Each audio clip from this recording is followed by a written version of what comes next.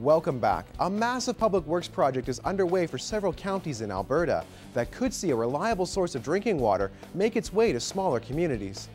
The Alberta Central East Water Group have spent the last several years trying to put together a regional water system that would supply the county of Vermillion River, the county of Two Hills, and the county of Midburn with drinking water. Almost $32 million to move forward and start construction. The plans for construction are going to be hooking onto the Vegreville system and then coming out to Lavoie and then north to Two Hills and hooking up with Harry Hill and Willington. And whether it'll go any further east or not in the first stages or not, we're not exactly sure because we've got to see what the costs are going to come in to do that once we go to tender. But it's that cost that raised concern for the town of Vermillion.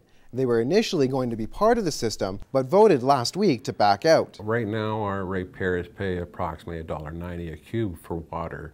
For our ratepayers, if we went to the regional water system, it'll be about $3.50 a cube meter in that. So it's double the cost. The town of Vermillion has spent over $10 million on their own water treatment plant, and recent and pending upgrades are expected to improve the overall quality of the water.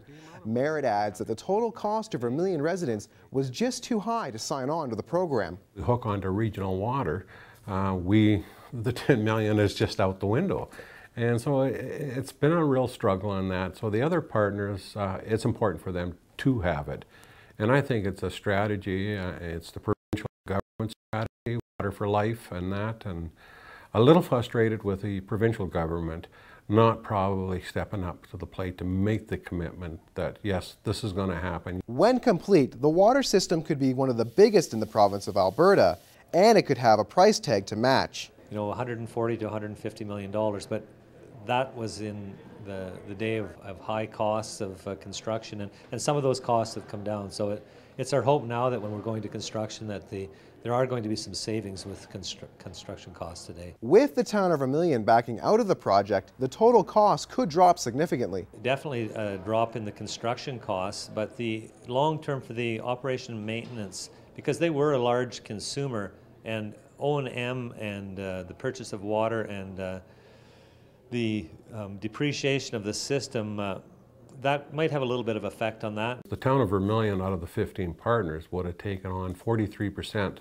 of the overall costs. So over the next term in that, it would be close to $8 million that we would be contributing at the end, and don't know when the pipeline's coming to us. So we feel we can do our upgrades to our plant to improve and give quality of water for about $4 million.